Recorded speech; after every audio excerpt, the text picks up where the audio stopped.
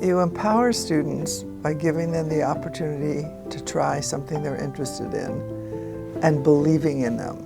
Because when you believe in them and trust them, they believe in themselves. Our Bay Area innovator today is Esther Wojcicki, an award-winning educator, journalist, and best-selling author of How to Raise Successful People. Her teaching philosophy has shaped classrooms nationwide and influenced some of Silicon Valley's most iconic figures. In this episode, Esther shares her vision of education, the principles behind her parenting philosophy, and her perspective on how social media impacts learning and creativity. This is Bay Area Innovators, and I'm your host, Steve Espas. Esther, welcome to our program. Thank you so much for inviting me. I'm very happy to be here. Thanks for being here. So you're a legend in the Bay Area in education, and you went to San Jose State, which is my alma mater, and you also taught English and journalism at Palo Alto High School. Yes. Now, just those two elements, they're not that much out of the ordinary, other than the fact that you built the most successful journalism program in the United States. You became the top teacher in California. You wrote a best-selling book, and you're regarded often as the best parent and educator in the country. So please tell us a little bit about the elements in education that, we can't talk all day about it, but just some of the elements that you implemented through your teaching. Thank you for the questions. Those are very interesting and helpful. So I implemented this program at Palo Alto High School, and it started in 1984. And in the beginning, it was a traditional journalism program where students came to class and sat on their desks and listened to me, the teacher, and read a book and then took tests. And just like any other class.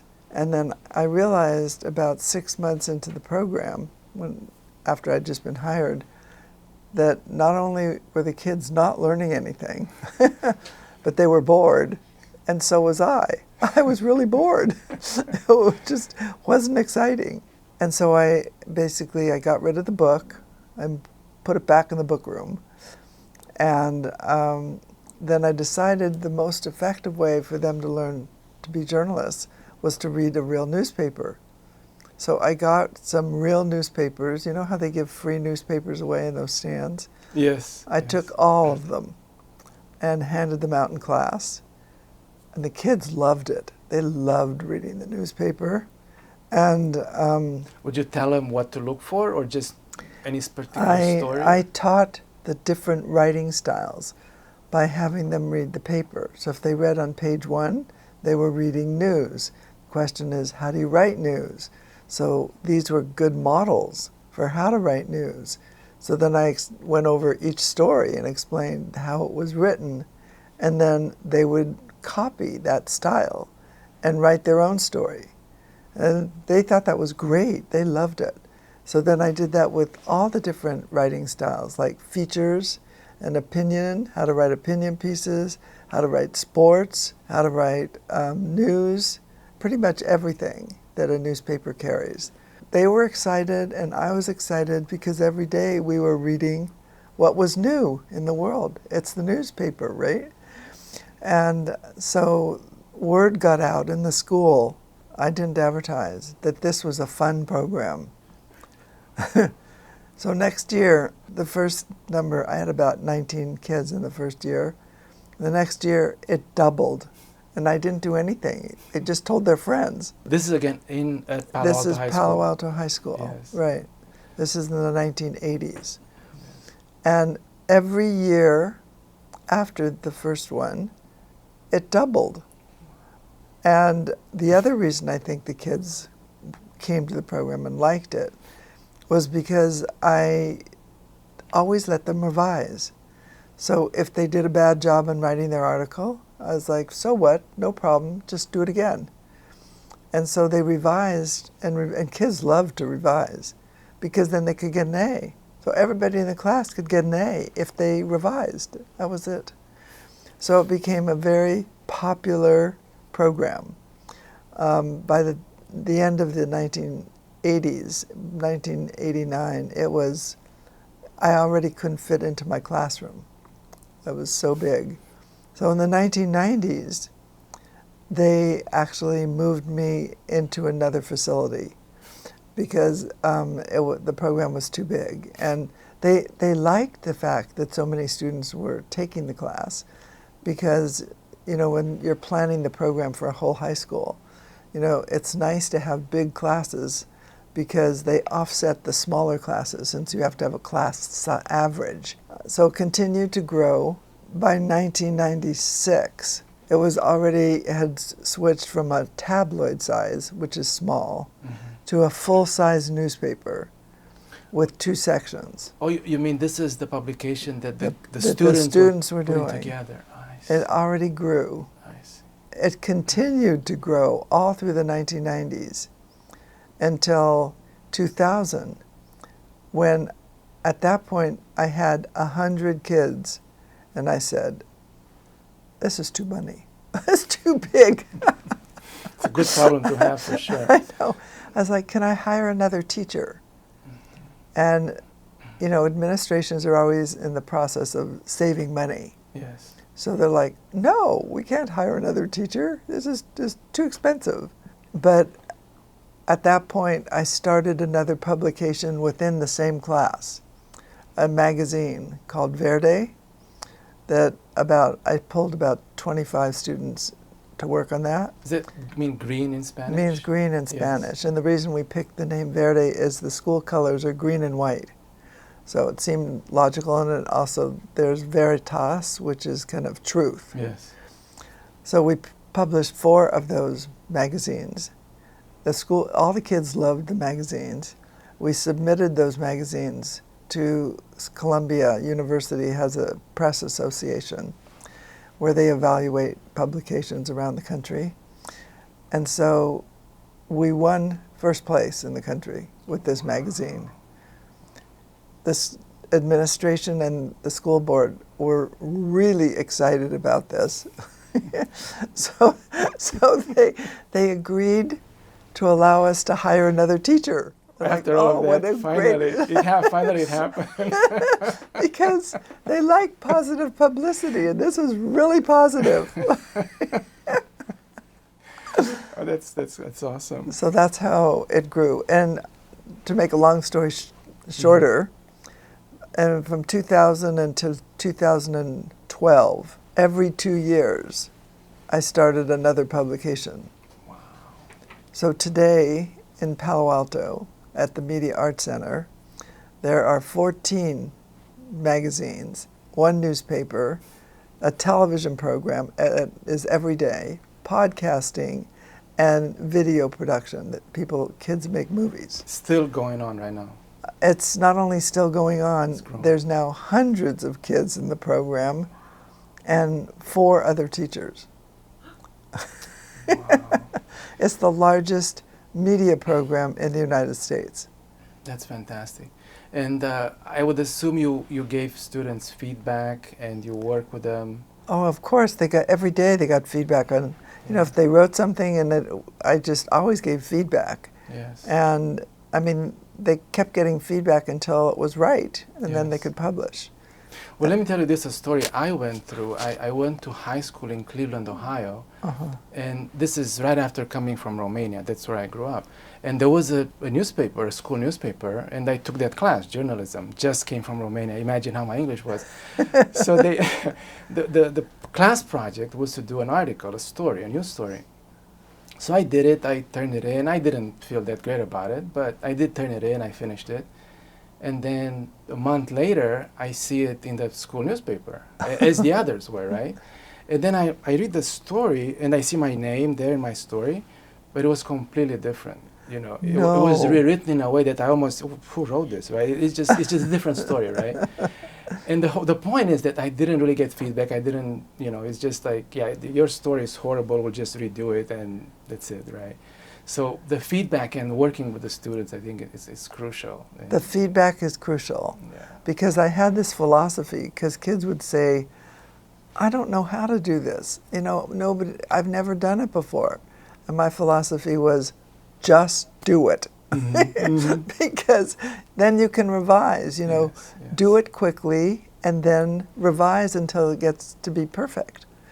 And it sort of translated into this philosophy in Silicon Valley, which was basically do it and then, it's fail Fix fast. Uh-huh. I never said fail to my students. I said, revise, make it better. And it worked. And they all learned to write. I want to talk about some of the elements that you worked on with the students, and one is empowerment. I think this is something that you emphasize on. Please tell us about how you empower students. How, what are the steps, or how do you go through this process? Which I think it's very important, obviously. You empower students by giving them the opportunity to try something they're interested in and believing in them. Because when you believe in them and trust them, they believe in themselves. And the problem with the school system is they don't believe in the kids. As a matter of fact, they're very suspicious. They think you're going to cheat. So there's zero trust. The school doesn't trust you, the teachers don't trust you, and the rules of the school indicate that you aren't trustworthy. You have to go to the bathroom? Oh, let's give you a pass with the time on it. And then, you come back and we'll compare the times. You didn't go across the street and get something to eat. You went to the bathroom. So I never did that. Mm-hmm. I was like, you have to go to the bathroom? Well, just go. Yes. But how did you deal with the students who potentially would take advantage of that, right? And indeed, do something else or just take advantage of the trust? Actually, one of the ways that I did that is build a community. So the kids are all part of the community. You trust them. They all work together. You give them positions of authority and responsibility. So when there's a lot of community feeling and sentiment, kids don't feel like they want to violate that sense of community. They all want to belong. I try to, even if there are kids that, violate it, I would talk to them individually, not embarrass them, and talk to them about, what they did that might not have been right and how they can fix it and make it better and so forth. So I think I had a reputation of being kind. And so kids weren't afraid of me, because a lot of kids are afraid of teachers. Okay, another topic that I want to talk to you about is about taking risks. Yes. I think you encourage kids. You have to take risks sometimes. Tell us about how do you balance that? How do you teach how to take, relatively reasonable risks, or how do you go through that process? So if you are creative, you want kids to be creative and come up with new ideas and take a risk. That means that you're vulnerable. Absolutely. And so what happens when a kid is vulnerable? If you humiliate them when they make a mistake, well, then no one wants to take a risk. Yes. And so my theory was, if you make a mistake, no problem. We all make mistakes. I use mistakes as learning opportunities.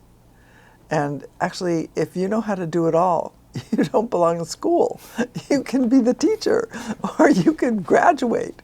Yes. But everybody should have the opportunity to be creative, to make mistakes, to fail, and to revise. And so I think that's how I encouraged kids to take a risk and be interested and innovative. I allowed students to come up with their own ideas for stories, their own ideas later on. They created additional publications. What's the publication about? Why do you want to have another publication?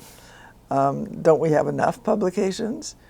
And then the big question was, of course, who's going to pay for it? How are we going to do this? Because, schools only pay my salary. They don't pay for all the printing costs.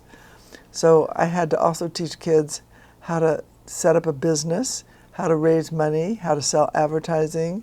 If they didn't sell enough advertising, well, I guess you're not publishing this month. Either you know how to do it or you don't.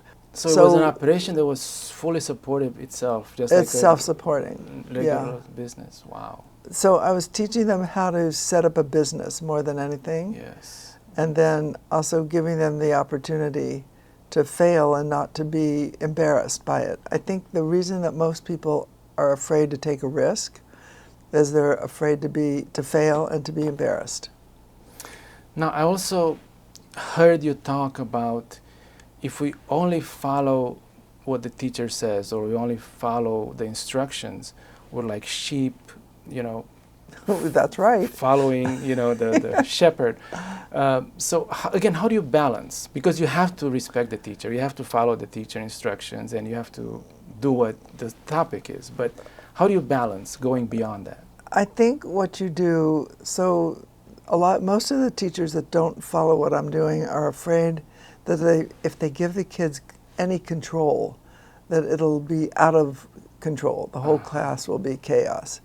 So I came up with this philosophy that worked, and it was, let the kids make the rules for the class at the beginning of the school year. So every school year, because kids change, you don't want to have last year's rules functioning this year. So every year the kids spent the first part of the school month creating rules that worked for their class, talking about which publications they liked, what they wanted to do, what kind of articles they wanted. So they basically set up the class themselves within a structure that I helped provide.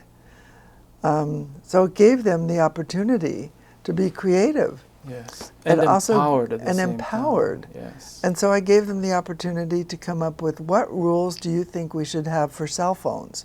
You know, you all have cell phones. You know, you can spend your whole day looking at your phone, but you're here in class. Do you want to be on your phone, or do you want to be in class with your friends? And so they came up with the rules. So if they come up with the rules, they follow them.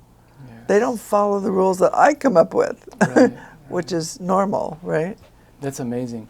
And I also heard that you were not necessarily telling them what to do or giving them answers, but once in a while, at the right time, you would drop a hint about I would drop something. a lot of hints.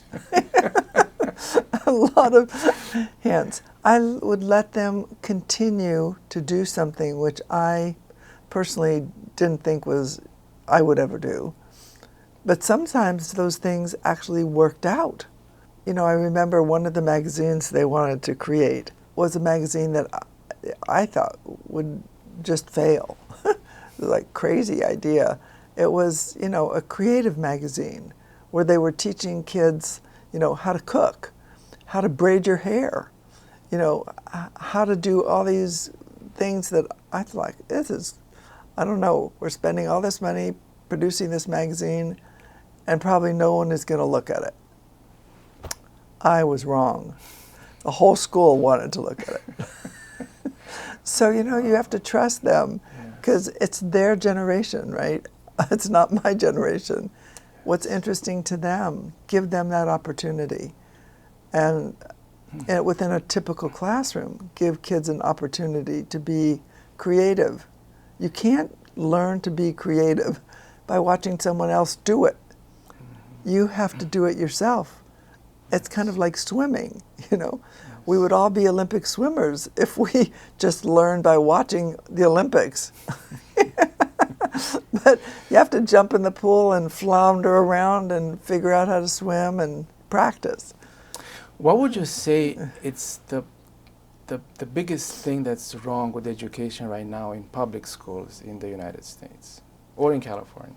I think the biggest thing is too much control of the students without giving them any opportunity to have input. I would suggest for most schools, no one wants to give up total control. Yes. But if they could just let the kids control a certain portion of the day. So I've come up with this new idea. I used to call it peer-to-peer project-based learning. Mm-hmm. But everybody just kind of yawned when they heard that. They was, oh, well, whatever. So now I came up with a new name that's the same thing. Entrepreneurial training. Yeah. Everybody wants their kid to be an entrepreneur. And now the school, you're going to train kids to be entrepreneurs. Oh my God, that's so exciting. And it's exactly the same thing, peer-to-peer, project-based. Right. The kids come up with a project, they work with other kids, and they produce whatever it is they want to produce. Yes. So entrepreneurial training. I think every school in the United States, or actually worldwide, should have 20% of the time devoted to entrepreneurial training. One thing I realized is that Google employees get to spend 20% of their time on whatever project they want to work on. That's right. And Seemed that worked for Google. It sounds like same it's the same idea. principle. Yeah. Speaking of Google, do you know what a very famous 20% project was at Google? No. Gmail. Can you imagine what would the world do without Gmail? It was a 20% project. Wow. It was not part of the company's original plan. I feel no discussion on education and technology in that sense would be complete without the advances of AI that happen these days. And I want to ask you about that. I want to ask you, where are we going with this? And first, I just want to talk to you about a couple of examples. The calculator, right? It's the most basic advance in technology in education that one can think of, right? So calculator, of course, is great. It's very quick to come up with a number that you're calculating. But when I was a kid, we didn't have calculators, so I had to calculate numbers, right? With the slide rule? No, I was just on paper. Oh, okay. Just on paper. So what happened is, at least I would always have a sense of what the number should be. Right. If I have 2 3-digit numbers I'm multiplying, I'm going to know what the result approximately should be, right? Right. So I feel the problem with calculators is you can be like 2 digits off. Yes. If you do it in your mind. Yes. And you don't know it. Yes. Because you're so dependent on a calculator. Now that's the most basic example. There's the GPS, which I always give the example. Without the GPS, I can go to Lake Tahoe, to this cabin I knew, just go straight there on Highway 80 or whatever, right? Now I'm afraid to go to Milpitas without a GPS because I'm going to get lost, I feel, and I panic if I don't have it. So how do you feel AI and ChatGPT and all these things are working with education? So first of all, let's talk about the calculator. Yes. So it came out in the 1980s. All the schools banned it. It was banned for 10 years. If you brought a calculator to school, you were expelled. Just thought you should know that. As you can see, schools have changed their mind. Yeah, I went to elementary school in Romania, so I wasn't here. But anyway, yes, well, that's what happened. Yeah. So and also you can see that people still learn to do math. Mm-hmm. So they don't use calculators in 1st, 2nd, 3rd, 4th, 5th grade, whatever. But as kids get older, they get opportunity to learn how to use a calculator. Right. And calculators are even in your phone. Yes. Everybody has a phone. So that was okay. It seems to have worked out. Okay, now with ChatGPT and AI and all that. So they're really worried that kids are not going to learn to write because ChatGPT does all the writing for them. Most teachers and there's all kinds of tools to detect if it's written by ChatGPT. Most teachers can figure out whether or not the student wrote the paper or whether ChatGPT wrote the paper. Mm-hmm. It's actually because kids write the way they speak. Your voice, teachers, you can hear it. And so if all of a sudden the kid turns in a paper that looks like it's from the encyclopedia, well, there's a lot of suspicion. It's like maybe you didn't write this one. So if you teach this to kids and give them the opportunity to revise over and over again, they won't cheat. I think the reason they cheat is they just have one shot at making an A. Mm-hmm. And so since they only have one shot, they're like, I'm going to cheat. I want that A. But if it doesn't matter, yes, then And I think the C is part of of trick. The collaboration is part of trick, which is something Yes. that you brought upon. Tell us about that. So I think so TRIC is my acronym that's in my book that I Yes. used, and it stands for trust, respect, independence, collaboration, and kindness. So this is what I did in my classes and what I did with my children, and I think it belongs in all human interaction.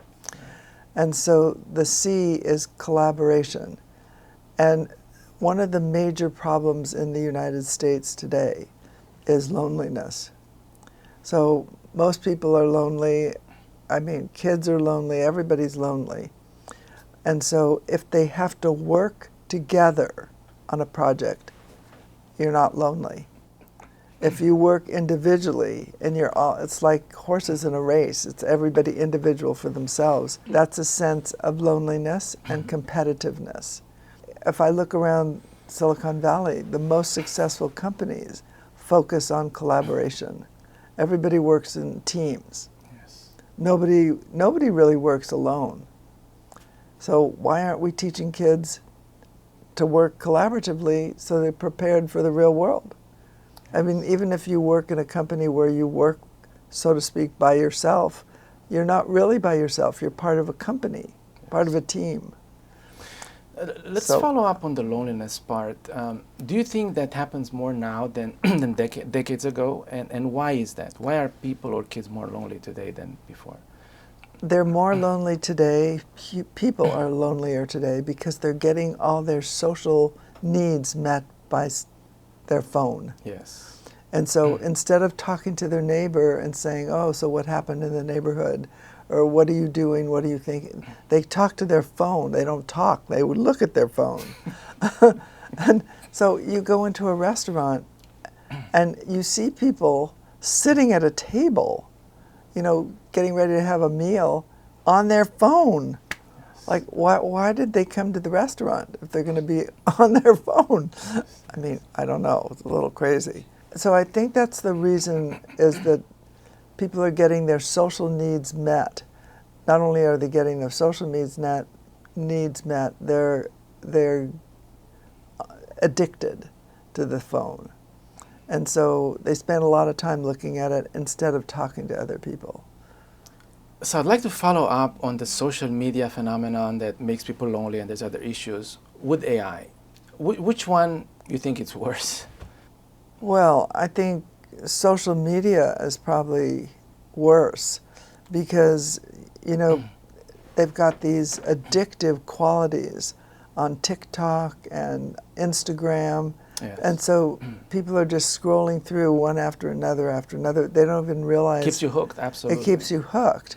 So one of the things I would teach in school to all kids is the addiction quality of social media. So they're aware of it. Yes. So most people aren't aware that they're addicted. And then also, it's kind of crazy, I saw these articles about, would you rather have a live girlfriend or would you rather have, Virtual. a bot that's your girlfriend? Yeah. It's like, who wants to have a relationship with a computer or a bot? And they're thinking about, for old people, having, that it might be lonely. Bots for old people? I mean, we're all human. We want to interact with other humans. Yes. We don't want to interact with a tech device or a bot or something like that. Yes. And I think if we meet some of those needs with technology, then we don't look outside that need and try to solve it in another way. We're addicted to the phone. Yes. I think, older people, if they could be more open about volunteering and helping with young kids, that would be helpful for the schools, for the playgrounds, for everybody, instead of worrying about, interacting with bots. Now, my next question is, you've had an amazing career. You had 3 kids that have an amazing careers. How would you define success in the simplest sense of the word for a student or, for someone who grows up? I think it is having a project or a life goal that has a positive impact on the world in some way. And so whatever it is that you're working on, it can be gardening, it can be sales, it can be, inventions, whatever. You're part of a human race and you want to do something in the world that's going to make the lives of other people better. So success is when you succeed in doing that. Whatever it is, something that's beneficial Whatever it to is. humankind. I mean, yes. just like I have a great gardener around my house, I can't do all the stuff, it's too heavy for me. But, he's doing a great service to the whole neighborhood. Looks beautiful, Yes. thanks to him. Yes. Yes. Yes. Why would you say the Silicon Valley is such a hub for technology? It's such a unique place in the United States. What makes it unique? That's a great question. What makes it unique is the culture. And the culture is basically a lot of what came out of my program. It's being willing to take a risk and not being ashamed of making a mistake. So in other parts of the world, you do something, you start a company, you start a project, and you fail, and then you feel humiliated. You're afraid to do it again. Where the culture of Silicon Valley is basically just do it, and do it quickly, and then if you fail, so you fail fast, but then you revise. So it's all part of this culture that I had in the classroom. What I would like to find out is what motivates you or what drove you to create the programs and to always think how to improve students' experiences and education. What was the factor that made you strive to do what you accomplished? Well, I was born in New York City, but both of my parents were immigrants. My mother was from Siberia, Krasnoyarsk.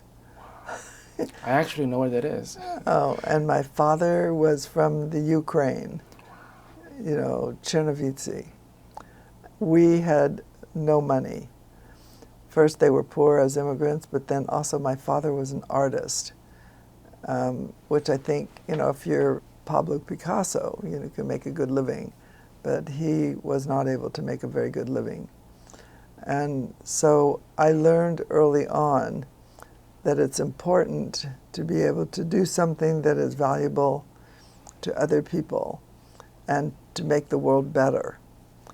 And I also learned early on, and I was 10 years old at the time, that I realized that the most important thing that I could do was to be informed and know as much as I could about the world. And that made a huge difference to me personally. But then I also realized it should be something to help everybody else. Because if you rely on other people for information, it could be incorrect information. You should be able to understand a lot more of the world so you can make your own decisions to make the world better. So I just wanted to, as a child, my goal was to change the school system. Can you imagine? That was that was because when I had a not so great elementary school experience in Los Angeles public schools in the 1950s. Children that didn't behave properly were actually physically hit. Mm-hmm. As a matter of fact, they sent you to the principal's office, and the principal would take a paddle that was about this long and whack you with the paddle, on your butt. Yeah. And the teacher would, if you did something wrong, they could take a ruler and hit you across the knuckles. We had that. You had that too? Yes. Oh. It's fairly common, unfortunately. Yes. So I got into a lot of trouble because I had some friends that needed help doing the work they were doing, and I helped them So then I was sent to the office to get spanked. And then on other occasions, I was actually put under a teacher's desk for a few hours so that I wouldn't talk to the other students. I mean, while I was sitting there under that desk, I said to myself, when I grow up, I'm going to change school. Now, given that experience you had, and given the fact that Palo Alto High School, Gunn High School, is probably one of the premier high schools in the country. Yes. How would your system or your education, advice work in the public schools that are in less fortunate areas, right? Like LA or San Jose or San Francisco or whatever. Do you think you would have a different approach, or the same approach would work in public schools? I think the approach would work. It would just take it would take a little bit longer to implement. Because I was teaching in the 9th through the 12th grade. Mm-hmm. When you get kids in the 9th grade, they've already been educated for 8 grades, right? 8 years. Mm-hmm. And they're used to a certain type of teaching. Yes. And they're used to the teacher not trusting you at all. And so it takes time to reverse that, and yes, time to change the way kids think about school and about the class and about you, the teacher. So in elementary school, actually, in poorer areas, I know they try to do some of the things I talk about, but I think teachers are told that the best thing they can do is have complete class control. So the ideal class is you walk by the classroom and you see all the children sitting quietly doing the same thing at the same time, individually, not in groups. There's their ultimate That's vision the vision. Yeah. Or they're all working at their desk on this. The project is the same, but there's no collaboration. Esther, again, appreciate your time. Thank you so much. You revolutionized in so many ways education. Thank you for being on our show. Oh, well, it's a pleasure. Thank you for your good questions. Thank you. Thank you for watching another episode of Bay Area Innovators. If you enjoyed this episode and you know someone who should be on our show, please send us an email at sfbay@epochtimes.com. We would love to hear from you. Thank you, and see you next week.